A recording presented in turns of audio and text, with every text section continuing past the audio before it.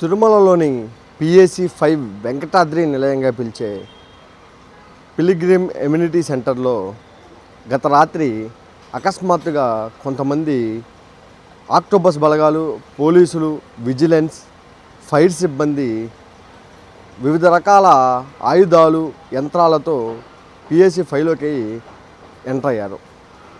చుట్టుపక్కల భక్తుల్ని సురక్షిత ప్రాంతాలకు తీసుకెళ్తూ, మరోవైపు భద్రతా నియమాలు పాటిస్తూ కొంతమంది ఉగ్రవాదులను పట్టుకునే ప్రయత్నం అయితే చేశారు.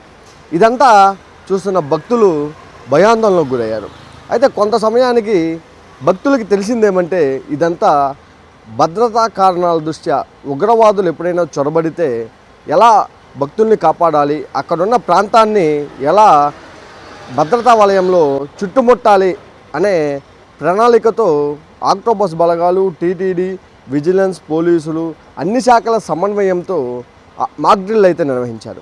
ఈ మాక్ డ్రిల్ ద్వారా తిరుమలలో భక్తుల భద్రత మరోసారి ఎంత జాగ్రత్తగా ఉందనే విషయాన్ని స్పష్టం చేస్తుంది.